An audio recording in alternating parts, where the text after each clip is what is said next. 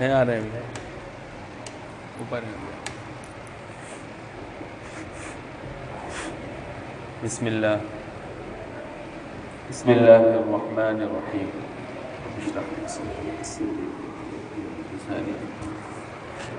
الحمد للہ وکفى وسلام علی عباده الذین اصطفى. اما بعد فاعوذ باللہ من الشیطان الرجیم.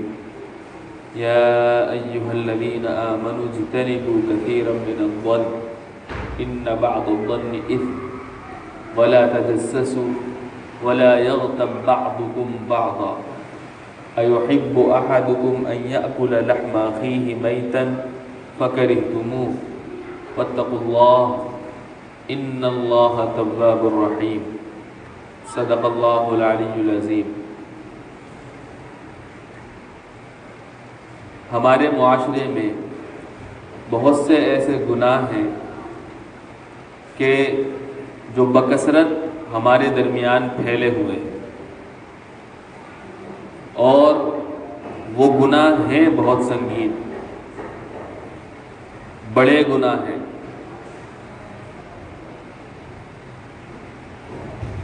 اور ان سے بچنے کا تاکیدی حکم بھی ہے قرآن میں بھی اور احادیث میں بھی. نہ بچنے پر وعیدیں بھی ہیں. ان میں چونکہ ہم بہت زیادہ مبتلا ہیں، اس لیے ان کی خطرناکی کی طرف اور ان کے نقصان کی طرف بھی شاید اب ہمارا ذہن نہیں جاتا. میں نے جو قرآن کریم کی آیت پڑھی ہے سورۃ الحجرات کی 12ویں آیت، اس میں انہی 3 قسم کے گناہوں سے بچنے کا حکم دیا گیا ہے سارے مسلمانوں. اللہ تبارک و تعالیٰ کا ارشاد ہے یا ایھا الذین آمنوا اجتنبوا کثیرا من الظن. اے ایمان والو، بہت سے گمانوں سے بچو. ان بعض الظن اثم، اس لیے کہ بعض گمان گناہ ہوتے ہیں.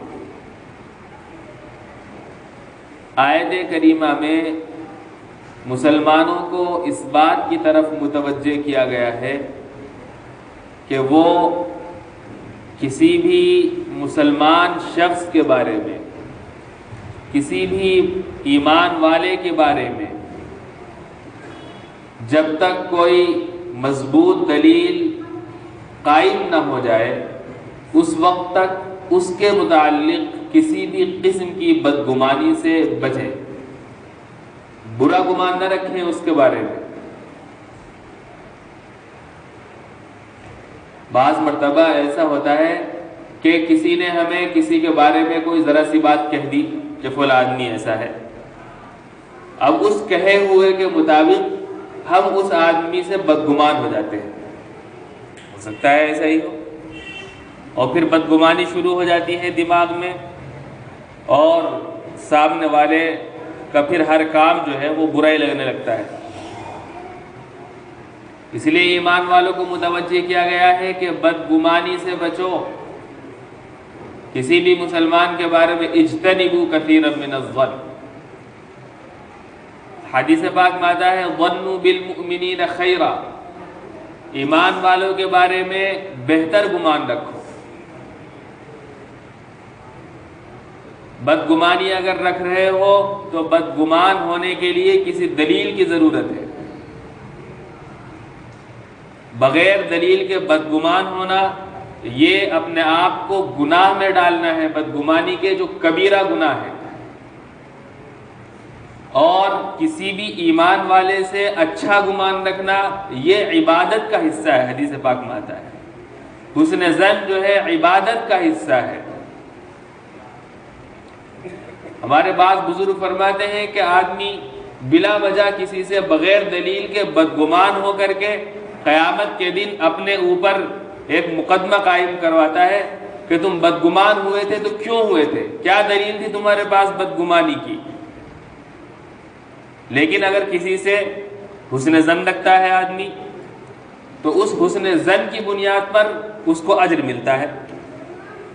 لہٰذا کتنا بے وقوف ہے وہ آدمی جو بلا وجہ اپنے اوپر قیامت میں ایک مقدمہ دائر کروا دے بدگمان ہو کر کے۔ اس سے بہتر تو یہ ہے کہ اچھا گمان رکھے تاکہ عبادت کا ثواب بھی ملے، مسلمان کے تعلق سے دل کے اندر کچھ غلطی بھی پیدا نہ ہو۔ ہمارے جو بزرگ ہیں اور انبیاء کرام بھی ہیں وہ سارے ایمان والوں کے ساتھ اچھا گمان رکھتے تھے۔ بعض احادیث میں حضرت عیسیٰ علیہ السلام کا ایک واقعہ مذکور ہے۔ انہوں نے ایک شخص کو چوری کرتے ہوئے دیکھا، باقاعدہ دیکھا اسے۔ حضرت عیسیٰ نے کہا تم چوری کر رہے تھے؟ اس نے کہا نہیں، میں چوری تو نہیں کر رہا تھا، میں نے اپنی آنکھوں سے دیکھا ہے آپ کو۔ اس نے کہا خدا کی قسم نہیں، میں چوری نہیں کر رہا تھا۔ خدا کی قسم کھا کر کے جب اس نے کہا تو حضرت عیسیٰ نے کہا ٹھیک ہے، میں اپنی آنکھوں کو جھٹلاتا ہوں اور تمہاری بات پر یقین کرتا ہوں کہ تم چوری نہیں کر رہے تھے، ہو سکتا ہے اپنا حق لے رہے ہو۔ اس آدمی کے اوپر کوئی حق ہے اپنا اور مانگنے کے باوجود بھی نہیں دے رہا ہے، تو اس نے اٹھا لیا اس کی بغیر اجازت کے۔ اور شریعت اتنی اجازت دیتی ہے اگر کسی کے اوپر کسی دوسرے کا حق ہے اور وہ نہیں دے رہا ہے تو اس کی مرضی کے بغیر اپنا حق لیا جا سکتا ہے۔ ہو سکتا ہے چوری نہ ہو، اسی طریقے سے یہ کام کر رہا ہو، تو یہ بھی طریقہ ہے حسن ظن کا۔ تو اس لیے پہلا حکم جو آیت کریمہ میں ہے وہ یہ ہے کہ کسی بھی ایمان والے سے بدگمان نہ، اچھا گمان رکھیں۔ بدگمانی کی وجہ سے ہمارا کتنا نقصان ہوتا ہے معاشرتی، سماجی۔ اگر ہم غور کریں تو ہماری گھریلو لڑائیاں اور آپس دادی کی جتنی لڑائیاں ہیں وہ سب بدگمانی کی بنیاد پر ہیں۔ کسی نے آ کر کے کہہ دیا بھائی سے کہ تمہاری بہن جو ہے آپ کو یوں کہہ رہی تھی، تمہارے بچوں کو یہ کہہ رہی تھی۔ اب اس کا فرض یہ بنتا ہے کہ اگر اس کو یہ بات پہنچی ہے تو اس سے صاف کرے، جا کر کے اس سے معلوم کرے کہ واقعہ کیا ہے، تم نے کیوں کہا، یہ کیا بات کہی یا نہیں کہی۔ ایسا نہیں ہوتا ہے عام طور پر۔ عام طور پر جب کسی نے کسی کے بارے میں کوئی بات کہہ دی تو اب یہ اس کو دل میں لے کر کے بیٹھ جاتا ہے۔ جب دل میں لے کر کے بیٹھ جاتا ہے تو اس کے تعلق سے بدگمانی شروع ہوتی ہے اور وہ بدگمانی بڑھتے بڑھتے جھگڑوں پر منتج ہوتی ہے، آپس میں جھگڑا ہو جاتا ہے۔ یہ بدگمانی کی بنیاد پر ہوتا ہے۔ غور فرمائیں گے تو ہمارے اکثر اختلافات، اکثر جو بگاڑ کی شکلیں ہیں خاندانی، وہ سب بدگمانی کے اوپر ہیں۔ اچھا گمان رکھیں گے تو کوئی جھگڑا بھی نہیں ہوگا۔ اگر کسی نے کسی رشتہ دار کے بارے میں، کسی محلے پڑوس والے کے بارے میں کوئی بات کہہ بھی دی ہے، پہلی بات تو اس پہ یقین کرنے کی کیا ضرورت ہے۔ دوسری بات یہ ہے کہ اگر کہی ہے تو جو صاحب معاملہ ہے وہ تو ابھی ہے، حیات، زندہ ہے، اس سے آپ جا کر کے پوچھ سکتے ہیں کہ آپ نے فلاں موقع پر کیا یہ بات کہی ہے۔ اس نے کہی ہے نہیں کہی ہے تو اس کے بارے میں وہ آپ کو بتائے گا، وضاحت کرے گا، آپ اسے صفائی کر سکتے ہیں۔ تو اس طریقے سے دلوں کی دوریاں ختم ہو جائیں گی۔ لیکن بدگمان ہو کر کے اس بات کو اپنے دل میں جما لینا اور پکا لینا، یہ تو کبیرہ گناہ ہے۔ کبیرہ گناہ ہونے کے ساتھ ساتھ انسان دیندار کیسے ہو سکتا ہے؟ تو پہلا حکم ہے اجتنبوا کثیرا من الظن، دوسرے مسلمان کے بارے میں بدگمانی سے بچو۔ ایک طرف تو یہ حکم ہے کہ ایمان والوں سے اچھا گمان رکھا جائے، اور دوسری طرف ایمان والوں کو یہ حکم ہے کہ دوسروں کو بدگمان ہونے کا موقع نہ دیا جائے۔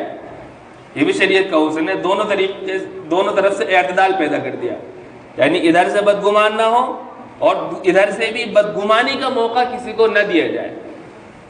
حدیث پاک میں آتا ہے اتقوا مواضع التہم، تہمت کی جگہوں سے بچو، یعنی ایسی جگہ جانے سے بچو، ایسی جگہ کھڑے ہونے سے، ایسے کام کرنے سے بچو جن سے کوئی آدمی تمہارے اوپر تہمت لگا سکتا ہے۔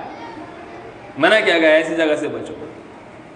مثال کے طریقے سے کہ ایک گناہ ہو رہا ہے، رقص اور شراب کی محفلیں چل رہی ہیں اور آپ وہاں کھڑے ہیں، کسی کام سے کھڑے ہیں، مقصد آپ کا یہ نہیں ہے کہ میں اس میں حصہ لے رہا ہوں یا اس کو دیکھ رہا ہوں، یا مثلا شراب کی دکان ہے، آپ شراب کی دکان پہ جا کر کے کھڑے ہو گئے، شراب بیچنے والے سے کوئی بات ہی کرنے لگے، تو اگر سامنے والا آدمی آپ کا جانکار آپ کو دیکھے گا تو وہ سمجھے گا کہ ہاں فلاں صاحب شراب کی دکان پہ کھڑے تھے، وہ شراب لے رہے ہوں گے، حالانکہ یہ کوئی ضروری نہیں کہ وہ شراب لے رہے ہوں۔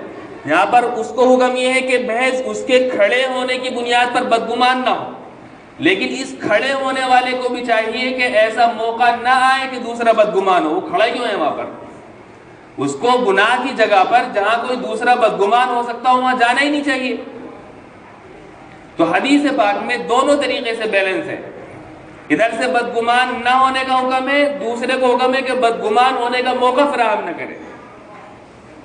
ایک مرتبہ جناب رسول اللہ صلی اللہ علیہ وسلم اعتکاف میں بیٹھے ہوئے تھے، آپ کی بیوی حضرت صفیہ رضی اللہ عنہا، ہم سب کی ماں، وہ آپ سے ملاقات کرنے کے لیے آئیں۔ کچھ رات کا وقت ہو گیا، آپ صلی اللہ علیہ وسلم نے ملاقات کر کے اپنی اہلیہ محترمہ کو چھوڑنے جا رہے تھے مسجد سے باہر۔ تو ایک بات تو یہ غور کرنے کی ہے کہ آپ نے اپنی اہلیہ کا اتنا اکرام کیا کہ مسجد میں سے اٹھ کر کے ان کو دروازے پہ چھوڑنے جا رہے ہیں۔ اس سے معلوم ہوا کہ اہلیہ کا بھی اکرام اور احترام کرنا چاہیے، رسول اللہ کر رہے ہیں۔ چھوڑنے جا رہے ہیں کہاں؟ دروازے میں۔ جب دروازے میں آپ چھوڑنے جا رہے تھے انہیں، تو دو صحابی ادھر سے گزرتے ہوئے نظر آئے۔ انہوں نے دیکھا، آپ نے ان کو بلایا کہ سنو، یہ میری ایک بیوی صفیہ ہے، مجھ سے ملاقات کرنے آئی تھی۔ آ کر آپ نے وضاحت فرما دی۔ مقصد یہ تھا کہ کہیں ان کے دل میں کچھ، کہیں ذہن میں کوئی بدگمانی پیدا نہ ہو جائے کہ رات میں عورت کرنے کے آئی ہے یہاں پر حضور کے ساتھ۔ صحابہ کرام کے بارے میں تو یہ تصور بھی نہیں ہو سکتا تھا کہ وہ اللہ کے رسول کے بارے میں ایسا سوچیں گے، لیکن اللہ کے رسول نے پھر بھی بات واضح کر دی اور یہ سبق دے دیا کہ آئندہ جو ہے اگر کوئی ایسا موقع ہو تو وضاحت کر دینی چاہیے۔ صاحب نے کہا یا رسول اللہ آپ کیا کہہ رہے ہیں؟ وہ تعجب ہوا انہیں کہ اس طریقے سے ہمارے اوپر گویا وہ یہ سمجھ رہے ہیں کہ ہم آپ سے بدگمان ہو جائیں گے۔ تو اللہ کے نبی نے کہا نہیں، انسان کے رگوں کے اندر شیطان خون کی طرح دوڑتا رہتا ہے، نہ معلوم کب کیا پڑھا دے اسے وہ، اس لیے میں نے وضاحت کر دی کہ یہ صفیہ ہے، کوئی غیر عورت نہیں ہے۔ تو دونوں طریقے سے حکم ہے، ایک یہ ہے کہ کسی ایمان والے سے بدگمان نہ ہو، دوسرے یہ ہے کہ اس کو یہ حکم ہے کہ کسی کو بدگمانی کا موقع فراہم نہ کرے۔ تو پہلا حکم آیت کریمہ میں اجتنبوا کثیرا من الظن، کہ بہت سے گمانوں سے بچو، بدگمانی سے بچو کسی ایمان والے کے بارے میں۔ ان بعض الظن اسم، بعض گناہ جو ہیں بدگمانیاں وہ گناہ ہوتے ہیں۔ دوسرا حکم آیت کریمہ میں ہے ولا تجسسوا، کسی دوسرے کی ٹوہ میں مت لگو، جاسوسی مت کرو۔ یعنی اگر کوئی ایمان والا ہے تو اس کے عیبوں کی کھود گریز میں نہ لگو کہ اس کے اندر عیب ہے، اب اس کے پیچھے پڑ جاؤ کہ اس کے اندر عیب ہے، یہ کام کیا کر رہا ہے، کیسے کر رہا ہے، اس کی ٹوہ میں لگو۔ اس سے منع کیا گیا ہے، یہ گناہ کبیرہ اور حرام ہے۔ ولا تجسسوا کا مطلب یہی ہے یہاں پر کہ کسی ایمان والے کے عیوب کو کھود گریز نہ کرو۔ اگر اللہ نے کوئی عیب ہے، اور عیب سے کون خالی ہے انسان، کوئی عیب نظر بھی آ رہا ہے تمہیں اتفاق سے تو اس کو چھپا دو۔ عیب کو نمایاں کرنے کا حکم نہیں دیا گیا ہے، بلکہ کسی بھی ایمان والے کے عیب کو چھپانے کا حکم ہے۔ حدیث پاک میں اس کی فضیلت آئی ہے باقاعدہ۔ حدیث پاک میں آیا ہے کہ جو اپنے ایمان والے بھائی کے عیب کو چھپائے گا، اللہ تبارک و تعالیٰ دنیا اور آخرت میں اس کے عیب کو چھپا دے گا۔ ایک حدیث میں آپ صلی اللہ علیہ وسلم نے فرمایا منبر پر چڑھ کر تقریر کرتے ہوئے کہ اے وہ لوگوں جو زبان سے ایمان لے آئے ہو اور ان کے دلوں میں ابھی تک ایمان داخل نہیں ہوا، کہ کسی مسلمان کے عیوب کے پیچھے نہ پڑو، اس لیے کہ جو شخص کسی ایمان والے کے عیوب کے پیچھے پڑتا ہے تو اللہ تبارک و تعالیٰ اس کے عیوب کے پیچھے پڑ جاتا ہے، اور جس کے عیوب کے پیچھے اللہ تبارک و تعالیٰ پڑ جاتا ہے تو اس کو اس کے گھر میں رسوا کر کے چھوڑتا ہے۔ اب ظاہر سی بات ہے، اللہ اگر کسی کو رسوا کرنے پر آ جائے، وہ چاہے کتنا بھی بڑا محلے کا آدمی ہو یا کتنا بھی بڑا دیندار سمجھا جاتا ہو، اس کو بہرحال رسوائی تو اٹھانی پڑے گی۔ اس لیے یہ نہیں حکم دیا گیا کہ کسی کے عیب کو اگر دیکھو تو اس کو دوسروں سے بیان کرو، نہیں، اس کو جو ہے نظر انداز کر دو، اس کو چھپا دو، اس پر پردہ ڈال دو، فضیلت بھی حاصل ہوگی اور اپنے ایک ایمان والے کا عیب دیکھ کر کے اس کو چھپانے کا ثواب بھی ملے گا۔ اور ہم بہت سارے عیوب سے بچ جائیں گے. اس لیے کہ اگر کسی کے عیب کو دیکھ کر کے ہم نے اس کو اگر بیان کرنا شروع کر دیا تو پھر وہ آدمی سوچے گا کہ اب تو میرے اس عیب کا پتہ چلی گیا, پھر وہ جری ہو جائے گا گناہ کرنے پر, پھر عیب کرنے پر جری ہو جائے گا, پھر ایک عیب دوسرا عیب, یہاں تک کہ وہ خراب ہو جائے. ایک حدیث میں اس کی بھی وضاحت ہے, اگر تم دوسروں کے عیب کو چھپاؤ گے تو ایسا ہو سکتا ہے کہ تم دوسروں کے عیب کو اگر بیان کرو گے تو ایسا ہو سکتا ہے تم اس عیب کو بیان کرنے کی وجہ سے ان کو خراب ہی کر دو, فساد مبتلا کر دو. تو دوسرا حکم یہ ہے وَلَا تَجَسَّسُوا, کسی کی ٹوہ میں نہ لگو, کسی کے عیب نہ بیان کرو. ہاں البتہ ایک ضروری بات یہاں یہ بھی ہے کہ اگر کوئی ذمہ دار ہے گھر کا تو وہ اپنے ماتحتوں کی نگرانی رکھے اور ان کی پوری ٹوہ میں لگے گا, وہ منع نہیں ہے, اس کی ذمہ داری ہے ان کی اصلاح کرنا. گھر کا کوئی باپ, اب باپ کے ماتحت میں اس کی اولادیں ہیں, لڑکے ہیں, لڑکیاں ہیں, تو اپنی اولاد کے بارے میں یہ حکم نہیں ہے. اولاد کے بارے میں تو باپ کو یہ حکم ہے کہ ان کی اچھی طریقے سے نگرانی کرے کہ کر کیا رہے ہیں. یہ لا تجسسو کا جو حکم ہے کہ دوسرے کے عیوب پر نظر نہ ڈالو, یہ اولاد کے یا ماتحتوں کے علامہ ہے. جو اس کے ماتحت ہیں, اولاد ہیں, ان کی جتنی بھی سرگرمیاں, ایکٹیویٹی جتنی بھی ہیں, سب باپ کے اور گھر کے ذمہ دار کی نگاہ میں ہونی چاہیے تاکہ اس کی اصلاح کی جا سکے. گھر میں اگر کسی تمہارے بیٹے کے پاس بڑا موبائل ہے تو آپ کو پورا پتہ ہونا چاہیے کہ اس کے ذریعے سے کیا کیا استعمال کرتا ہے, اسے کیا کیا چیزیں اس میں دیکھی جا رہی ہیں, کس کس چیز سے رابطہ ہے, کون کون اس کے کانٹیکٹ میں ہے, کس کس سے کیا چیٹ ہو رہی ہے, وہ سب پتہ ہونا چاہیے گھر کے ذمہ دار کو. اگر لڑکی کے پاس فون ہے تو گھر کے ذمہ دار کو مکمل اس کی اطلاع ہونی چاہیے کہ کس سے بات چل رہی ہے, کس سے گفتگو ہو رہی ہے, کون اس کے رابطے میں ہے, کس سے کانٹیکٹ چل رہا ہے, باہر اگر لڑکی یا لڑکا جا رہا ہے تو کتنی دیر کے لیے جا رہا ہے, کہاں جا رہا ہے, کیوں جا رہا ہے, بلا وجہ تو نہیں جا رہا. خاص طور سے اگر لڑکیاں ہیں ہمارے گھر میں تو ان کو ہرگز بلا ضرورت باہر نہ بھیجیں, بلا ضرورت ان کو فون نہ دیں, اور ان کی مکمل نگرانی رکھیں. یہ باپ کا اور گھر کے ذمہ دار کا حق ہے, ذمہ داری ہے. اس سے پوچھا جائے گا کہ اولاد دی تھی تو اس کی نگرانی کی یا نہیں کی, اس کی صحیح تربیت کی یا نہیں کی. کلکم راع وکلکم مسئول عن رعیتہ, تم میں سے ہر ایک چرواہ ہے اور اس کو اس کے ماتحت کے بارے میں پوچھا جائے گا کتنی تربیت کی ہے.